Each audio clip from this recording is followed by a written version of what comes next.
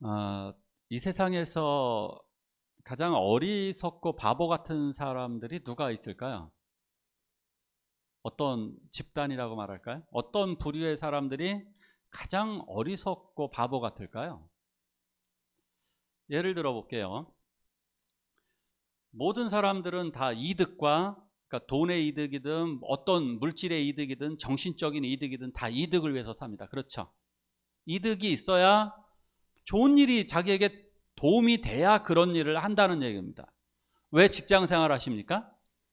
돈이 이득이 되니까 다니는 겁니다. 왜 사업을 하십니까? 돈을 벌기 위해서. 왜 정치를 합니까? 그것이 자기에게 이득이 되니까 정치를 하는 거죠. 우리가 왜 학교에 갑니까? 그게 나한테 지식의 이득이 되고 취업의 이득이 되니까 학교를 가는 거죠. 마찬가지죠. 다 이득을 위해 대부분 다 살아가는 겁니다. 근데 아닌 사람들이 있죠. 누구죠? 누가 그렇죠? 아주 쉽게 얘기해야죠.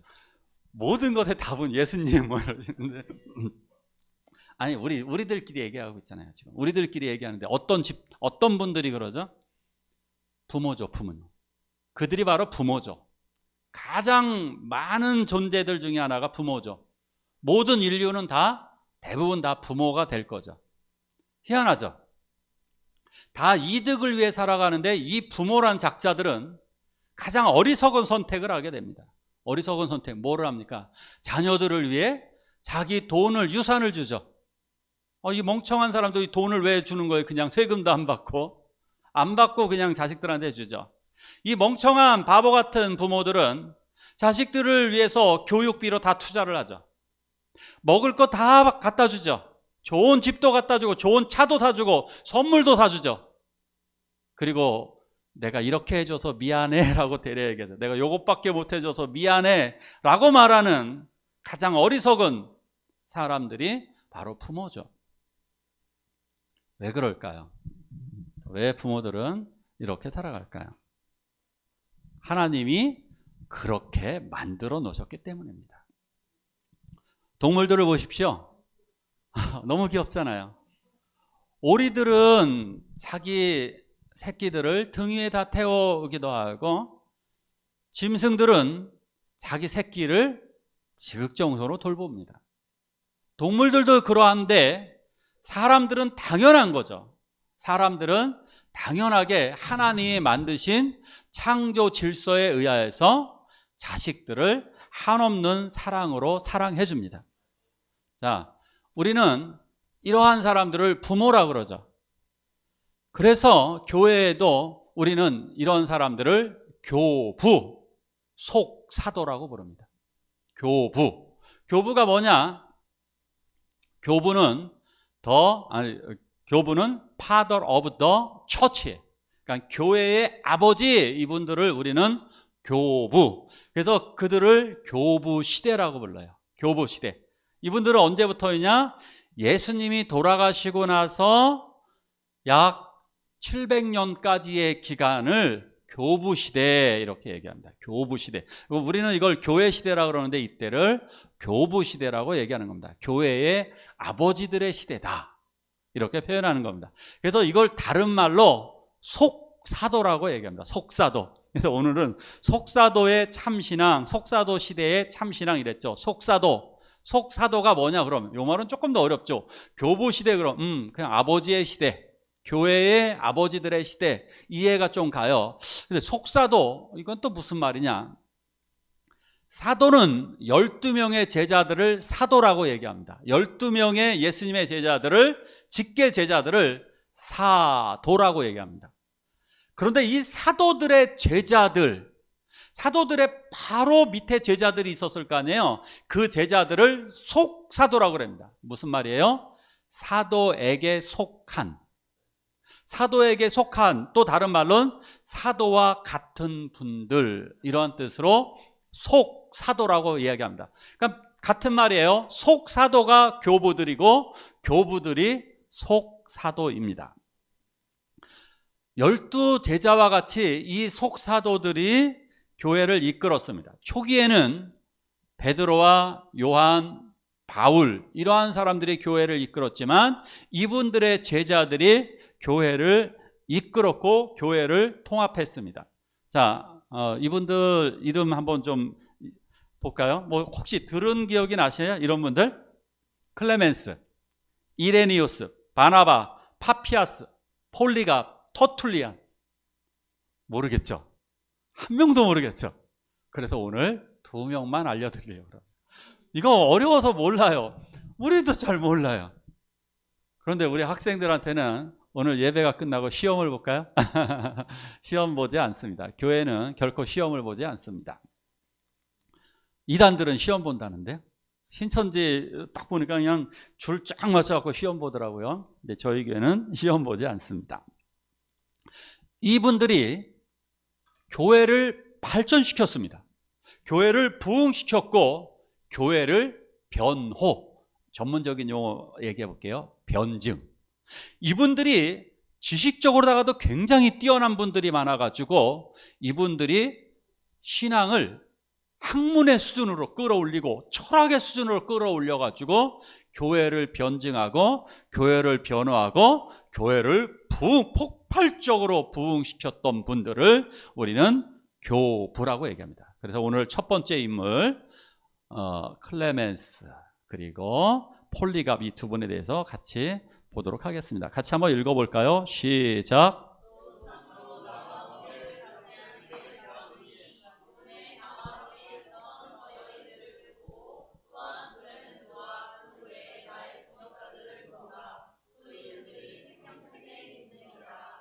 아멘. 바울 선생님이 쓴 빌립보 교회에 보낸 편지를 보니까요, 야, 클레멘드를 좀 도와줘. 근데 이 클레멘드를 어떤 분들은 클레멘스가 아닐까 이렇게 추측을 하기도 합니다. 이게 정확하게는 잘 모릅니다. 어쨌든 클레멘드가 클레멘스일 가능성이 굉장히 높다고 얘기합니다. 근데 어쨌든 클레멘스 이분이 여기에 베드로와 야고보와 이런 분들의 뒤를 이어서 4대 교황, 4대 교회의 지도자로다가 이분이 세워지게 됩니다. 클레멘스는 베드로에게 세례를 받았습니다. 그러니까 베드로의 제자입니다. 베드로가 이분을 클레멘스를 키워서 예루살렘의 지도자로 만들어 놓습니다. 클레멘스, 이분은 그가 젊은 나이부터 교회의 감독, 장로가 되었습니다. 클레멘스는 성경과 비슷한 책을 썼어요. 목사님, 그 성경과 비슷한 책이 뭐예요? 편지를 썼다고요. 우리가 성경으로서 고린도전후서, 로마서, 고린도전후서, 갈라디아서 뭐 이런 거 있잖아요. 이게 다 교회로 보낸 편지잖아요. 이것이 성경이 되었잖아요. 그런데 성경을 제외하고 가장 오래된 문서가 뭐냐? 클레멘스서예요. 클레멘스서. 이게 뭐냐? 고린도 교회에게 보낸, 클레멘스가 보낸 편지예요. 바울 선생님이 고린도 교회에 고린도 전후서를 보냈잖아요. 그렇듯이 고린도 교회에 또다시 고린도 교회 분쟁이 또 벌어졌어요.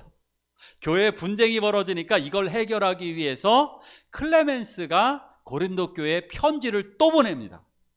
그 정도의 권위가. 그런데 그 당시 때 이 클레멘스가 보낸 편지를 읽고요, 그 사람들이 이웃 교회에도 전해주었대요. 그래서 클레멘스서를 예배 시간대에 클레멘스가 보낸 책을 읽고 성경처럼 읽고 이 말씀을 서로 나누었다 그래요. 대단한 분이죠. 거의 성경에 준하는 말씀을 교회에 보낼 정도로 교회에서 이미 인정받고 있었던 분이 바로 클레멘스였다. 그러니까 클레멘스의 편지를 보면 사람들이 이 말씀대로 우리 살아야지 라고 결정할 정도로 굉장히 대단한 분입니다. 그러니까 이분이 존경받는 분인 것입니다. 클레멘스는 한 AD 30년경에 태어났습니다. 옛날 분들이니까 예수님도 정확하게 몇 년에 태어났는지가 없는데, 베드로도 없고 당연히 몇 년에 태어났는지 당연히 몰라요. 역사의 기록에 정확히 남아있지 않기 때문에 몇 년에 태어났는지 모르지만 아마도 30년경에 태어난 것으로 보여요. 그러면 베드로의 아들뻘입니다. 베드로와 적어도 나이 차이가 30살 이상 날 정도의 아들뻘 되는 사람이 클레멘스입니다. 그래서 이분이 사역을 언제까지 하느냐? 71세까지 하는, 그래서 101년도쯤에 돌아가시게 됩니다. 이분이 놀라운 삶을 사는 것은 또 무엇이냐면, 이분은 청소년기 때 베드로와 바울을 만납니다. 그래서 베드로와 바울을 통해서 믿음 성장이 크게 이루어지게 됩니다. 그리고 이분이 그래서 청소년기 때 이 베드로와 바울을 만나면서 인생이 완전히 변합니다. 그래서 30살 정도도 안 되어서 장로와 감독이 됩니다. 대단한 분이죠. 자, 우리 학생들, 지금 인생에 중요한 분을 만났습니다. 맹경 전사님 그냥 만난 게 아닙니다. 맹경 전사님 이제 그렇게 불러줘야 될 거예요. 맹드로. 베드로와 바울처럼 우리 윤영찬 선생님 그냥 만난 게 아니에요. 윤바울. 이렇게 만나, 그런 느낌으로 우리 학생들, 아, 우리가 만난 선생님과 맹경 전사님이 보통 분이 아니구나, 내 인생을 변화시킬 분이구나, 우리 학생들 이걸 믿으시기를 바랍니다. 분명히 전도사님 잘 만나고 선생님 잘 만나면요, 학생들의 인생이 완전히 변하는 거예요. 놀랍게 변하게 될 것입니다. 클레멘스는 신실하게 신앙생활하고 교회를 돌보다가 결국 로마 트라얀 황제인데요, 트라얀 황제에게 걸려서 잡혀서 결국 귀양을 가게 됩니다. 그때 체포가 되어서 어디로 귀양을 가느냐 하면 크림반도가 어디냐면 우크라이나 전쟁이 벌어지는 그 지역이 바로 크림반도거든요. 바로 거기로다가 귀양을 가게 됩니다. 거기가 어디였느냐면 거기가 광산이었어요. 광산에 끌려간 거예요. 그런데 그곳에 광산 노동자들이 많았는데 그곳에 가서도 같이 노동을 하면서 그곳에서 굉장히 많은 사람들을 감화시키고 전도했다 그럽니다. 그 죄목이 또 추가가 되니까 결국 순교를 당하시게 됩니다. 이분은 그 크림반도 그 바다를 흑해라고 불러요. 흑해. 저 흑해에 그 목에다가 닷줄로 묶어가지고 거기서 떨어뜨려서 바닷물에 익사해서 돌아가셨습니다. 참 초대교회 교부들 이렇게 사셨습니다. 마지막 순간까지 목회자 역할을 충실하게 수행하신 분이 바로 클레멘스입니다. 자, 이분은 폴리갑입니다. 이분은 외워보시기 바랍니다. 이분이 어머나 교회의 목회자였습니다. 어딜까요? 지금 어머나 생각나는 교회, 여러분들이 아는 교회입니다. 예, 서문학교회의 목회자입니다.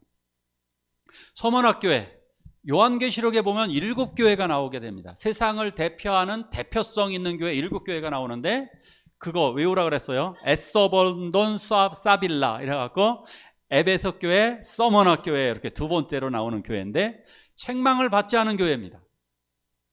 누가 사역했을까? 이 교회에서 사역한 첫 번째 인물은 바로 사도 바울. 사도 바울이 개척을 한 것으로 보여지고, 그리고 2대 목회자가 사도 요한, 3대 목회자가 폴리갑으로 보여집니다. 3대 목회자입니다. 제자죠. 누구의 제자? 사도 요한. 요한계시록의 저자, 사도 요한의 제자입니다. 폴리갑은 사도 요한의 제자로서 이곳에서 신앙생활하게 됩니다. 그런데 20대 때 나이, 김종현 형제보다 훨씬 어린 나이에 여기에 감독, 장로가 됩니다.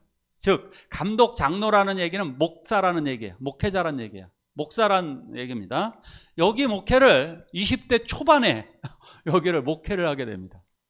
그러니까 저도 괜히 이러면 자신감이 생깁니다. 우리 믿음이 굉장히 좋은 우리 상혁이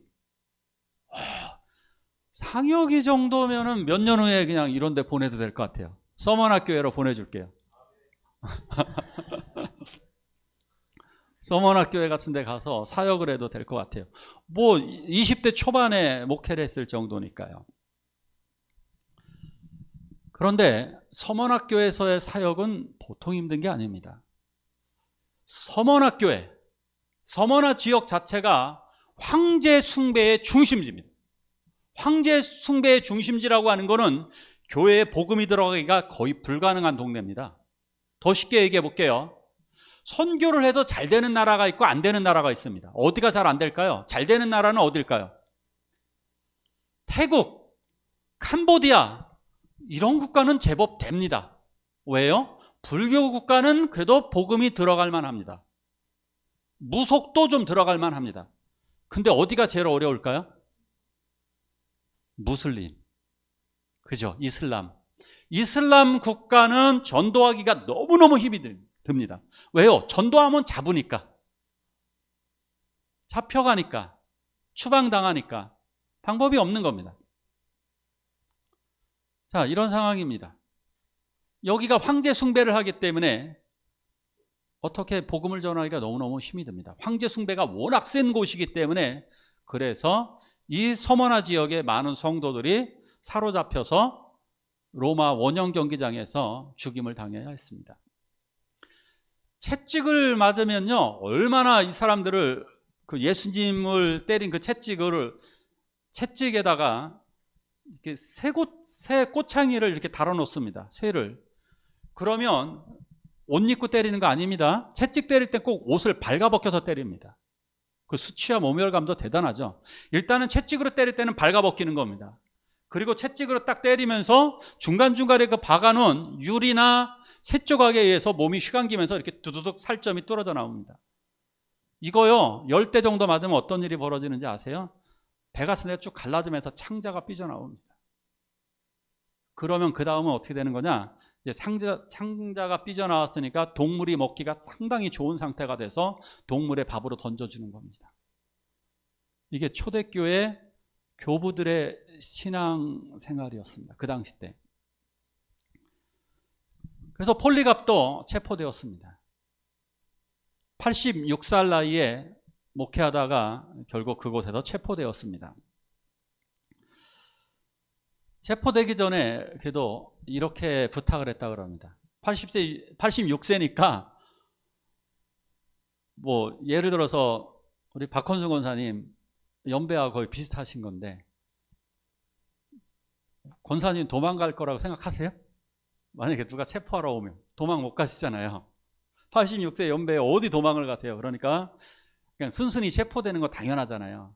폴리갑은 이렇게 부탁을 합니다. 1시간만 나에게 기도할 시간을 주세요. 그 1시간 동안 그 서머나 교인들과 서머나 지역을 위해서 간절히 기도합니다. 그리고 체포되었습니다. 그곳에 감독관이, 그 총독이죠. 총독이 이렇게 이야기를 합니다. 내가 너를 동물의 밥으로 던지겠다. 그러니까 개종해라. 개종해라. 그러면 살려주겠다. 그런데 이야기합니다.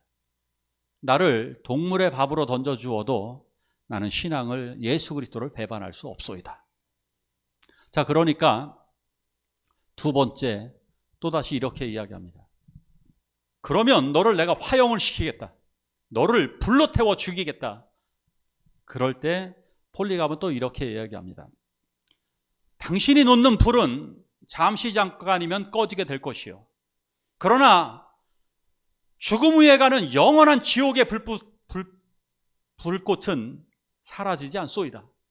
내가 잠시 잠깐이면 이따가 사라질 불꽃을 두려워할 것 같소이까? 나를 차라리 불로 태워 죽이시오. 죽음을 두려워하지 않습니다. 그래서 결국 서머나 지역에 있는 시민들이 악감정을 가지고 장작더미를 가져왔습니다. 장작을 쫙 쌓아놨습니다. 그곳에 기둥에 묶었습니다. 근데 폴리갑은 이렇게 이야기합니다. 나는 이 뜨거운 불을 견뎌낼 수 있소이다. 왜냐? 예수 그리스도께서 나에게 견딜 힘을 주실 것이기 때문입니다. 그래서 나를 묶지 마시오 라고 부탁을 할 정도였습니다. 그러나 기둥에 묶었습니다. 그리고 그곳에서 그는 이렇게 기도를 했습니다. 예수 그리스도시여, 이 시간 나로 하여금 순교자의 반열에 서게 하심을 감사옵나이다. 나를 썩지 아니하는 영원한 축복인 영생의 부활에 참여하게 하심을 참으로 감사드리옵나이다. 나는 이제 하나님 앞에 연락되는 제물이 되었나이다. 제물이 되게 하심에 감사드리옵나이다. 자기의 몸을 순교의 제물로 드렸습니다. 오늘 말씀 같이 한번 읽어볼까요? 같이 한번 읽습니다. 시작.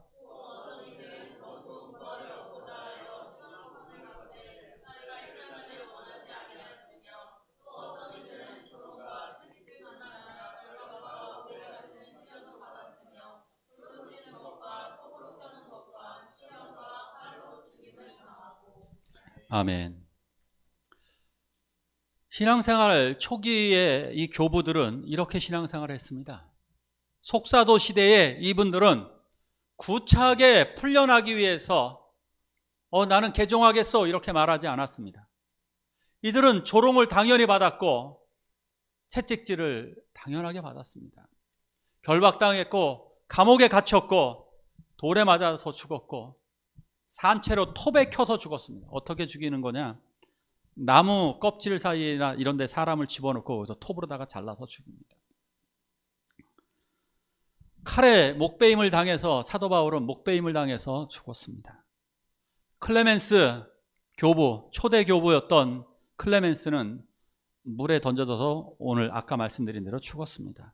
폴리갑은 이렇게 화형을 당해 죽었고, 수많은 성도들은 동물의 밥이 되어서 죽어야 했습니다. 왜 그럴까요? 아니, 우리들은 지금 그렇게 하지 않아도 교회 나오지도 않는데, 우리는 교회 나오라고 그러고 선물을 줘야 저도 교회 잘 안 나오는데, 이 당시 때는 교회 나오면 이렇게 잡아 죽인다는데 왜 교회를 나왔을까요? 도대체 그 이유가 뭘까요? 왜 구차하게 목숨을 연명하지 않았을까요? 이유가 뭐죠? 여기 나오죠? 더 좋은 부활을 얻고자 해요. 자, 또 말씀 읽어볼까요? 시작. 이는 하나님이 우리를 위하여 더 좋은 것을 예비하셨은즉. 아멘. 하나님의 사람, 그들은 믿음이 있었습니다. 어떤 믿음이냐? 하나님은 우리들에게 더 좋은 부활을 주실 것이다. 하나님은 우리들에게 더 좋은 하나님의 나라를 예비하여 주셨기 때문이다. 이 확신이 있었기 때문입니다. 우리들의 몸 아무리 많이 살아봤자 100살밖에 살지 못하잖아요. 고작 100년 때문에 영원한 부활, 그것도 완벽한 하나님의 나라까지 보너스로 있습니다. 완벽한 부활만이 있는 것이 아니라 더 완벽한 하나님의 나라까지 존재합니다. 너무너무 좋지 않습니까? 완벽한 하나님의 나라, 더 좋은 부활이 기다리고 있는데, 그것도 100년도 우리 어떻게 살아갑니까? 갖은 고민과 갖은 불안과 갖은 고통과 갖은 아픔과 수없이 많은 어려움을 당하면서 살잖아요. 아슬아슬하게 살잖아요, 우리. 그러한 80년, 90년, 100년을 위해서 살기보다는 영원한 하나님의 나라, 영원한 기쁨, 부활의 감격이 있는 그것을 바라보며 사는 이것이 더 올바른 선택이 아닐까요? 초대교회 성도들은 바로 이것 때문에 이 세상의 안락을 잠시 누리는 것보다 순교를 택하였습니다. 우리들도 자녀들에게 그렇게 이야기하잖아요. 야, 네가 조금만 지금 버티면서 공부하면 너 더 좋은 것을 가질 수 있어. 그런데 더 좋은 것이 요만큼밖에 안 되잖아요, 사실은. 그죠? 더 좋은 곳에 가봤자 똑같이 노동하고 똑같이 힘들잖아요. 조금 더 나을진 모르는데, 아니, 우리보다 조금 더 그 공부 잘하는 애들이 삼성전자 취직하잖아요. 그런데 걔들 보면 그렇게 행복한 것 같지는 않잖아요. 그게 인생이잖아요. 그거 조금 더 이 세상에서 요만큼 때문에 공부를 강요하는 거잖아요, 우리. 그것 때문에 공부해라 하면서 우리 학원 다 보내잖아요. 그런데 우리들의 믿음을 가지고 신앙생활하는 것은 그것 이상이잖아요. 영원이잖아요, 영원한. 사망이나 곡하는 것이 없고 병들지 않는 육체, 사고나지 않는 육체, 그리고 완전한 부족한 것이 없는 나라, 완전한 하나님의 나라가 우리들에게 있음을 믿으시기 바랍니다. 이것이 초대교회 성도들의 참 신앙이었습니다. 제가 성지순례 갔었던 대림구유입니다. 성지순례 꼭 가십시오. 은퇴하시면 무조건 가야 될 곳, 성지순례 가십시오. 성지순례. 그 간 곳 중에 감동되었던 곳 중에 하나가 바로 대림구유였습니다. 대림구유라고 말하기도 하고 대림쿠유라고 말하기도 합니다. 뜻은 깊은 음물이란 뜻입니다. 대림쿠유, 깊은 음물. 어떤 농부가 닭이 도망간 겁니다. 그래서 닭을 잡으러 갔는데 요만한 구멍이 보입니다. 그래서 어떻게 이렇게 파헤쳐 보니까 사람 몸이 들어갈 만한 요만한 구멍이 보였습니다. 거기로 들어가 보니까 입이 딱 벌어졌습니다. 거기 거대한 지하 도시가 있었습니다. 층이 몇 층이냐? 11층. 어디 더 깊은 데는 뭐 20층까지 있다 그러더라고요. 지하 20층 아파트가 있는 거예요. 그런데 이곳에 몇 명이 사느냐? 대략 2만 명 정도 살 수가 있습니다. 2만 명 정도 살 수 있는 어마어마한 지하 세계가 있었던 겁니다. 여기에서 기독교인들이 숨어 살았습니다. 기독교인들이 이곳에 숨어 사는데 여기에 이 대림쿠유에 보니까 식당도 있고 학교도 있고 짐승도 키웠어요. 농장도 있고 이곳에서 사람들은 살았습니다. 놀랍죠? 감옥도 있었어요. 죄를 지으면 감옥도 있고 다 있었습니다. 그런데 이 사람들이 바깥에서 이제 농사 물품을 일부는 들여와야 될 거 아니에요. 일부 들여오려면 어떻게 합니까? 밤에 염소와 양의 짐승의 가죽을 뒤집어 쓰고 그걸 뒤집어 쓰고 바깥에 밤에 몰래 나갔다가 음식을 갖고 와야 돼요. 물론 이곳에서 농사까지 졌어요. 동굴에서 별걸 다 사육하고 고기를 먹고 뭐 하면서 이곳에서 자급자족을 했습니다. 그렇지만 외부에게 필요하기도 하죠. 그러면 밤에 몰래 나가서 가져와야만 했습니다. 2만 명이 먹고 살아야 될 것을 가져와야 되니까 목숨 걸고 이 일을 했을 것입니다. 자, 그런데 여기에 사는 사람들은 키가 얼마나 했을까? 평생을 밖으로 못 나가는 겁니다. 햇볕을 보지 못했습니다. 그래서 이 사람들이 실수로다가 바깥에 나가게 되면 실명했다 그럽니다. 빛을 한 번도 본 적이 없는 사람들이기 때문에 이들은 이 캄캄한 어둠 속에서 살아야 했습니다. 그래서 이들의 평균 키는 120 정도였다고 합니다. 자라지 못한 거죠. 그리고 이 동굴에서 살았기 때문에 평균 연령은 그러니까 최고 오래 산 분들이 대략 35세, 30세 전후에 대부분 사망했다고 합니다.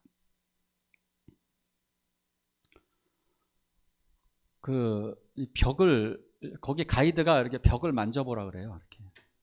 그 벽, 바로 이분들이 초짓기에 신앙인들이 숨 쉬었던 공간입니다. 이들 왜 그랬을까요? 왜 이렇게 살아야 했을까요? 이 동굴에 왜 이렇게 살아야 했을까요? 양과 염소의 가죽을 입고 유리하여 궁핍과 환난과 학대를 받았으니 그들이 광야와 산과 동굴과 토굴에 유리하였느니라. 왜? 동굴은 사람이 뚫어놓은 굴이고 토굴은 짐승이 사는 굴입니다. 짐승이 사는 토굴까지 왜 살아야 했을까? 그것이 바로 더 좋은 부활, 영원한 나라, 하나님의 나라가 있기 때문이었습니다. 이것이 바로 초기에 그리스도인들의 삶이었습니다. 왜요? 나만 살면 문제가 없어요. 나만 살면. 그렇잖아요. 복음을 전하다가 다 죽은 분들이에요.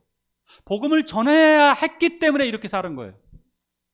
복음을 전하지 않고 나만 믿다가 할 거면은 문제 안 생겨요. 그냥 나 혼자만 잘 조심스럽게 믿다가 가면 돼요.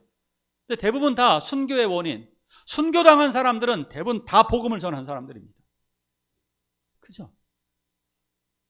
나 혼자만 잘 살 거라면 우리들은 이런 고생을, 자녀들을 키우는 이런 고생 안 해도 됩니다.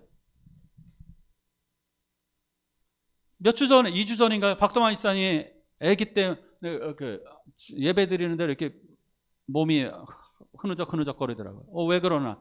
애기들 때문에 일주일 동안 열이 펄펄 나는 애기들 안고 있느라고. 이런 애들 돌보느냐? 왜 이런 짓을 왜 해요? 얘를 잘 키워내야 되기 때문에. 이거잖아요, 이거. 당신들이 예수 믿고 영원한 세계를 가야 하기 때문에 이들이 이렇게 살아요. 저희 부모님, 저희 때는 진통제도 없었고 해열제가 없었습니다. 그래서 저희가 아프면 밤새도록 눈물을 흘리며 간절히 기도했습니다. 전 지금도 기억나는 것이, 제가 살이 찢어졌을 때 이걸 꿰매야만 했는데 아곡마을에서부터 밤 9시였는데 밤 9시에 저희 아버지가 저를 업고 여기 송전 보건소까지 오셨습니다. 그 당시에 보건소는 1970년대의 보건소는, 76년도에 여기 보건소는 가정집이었습니다.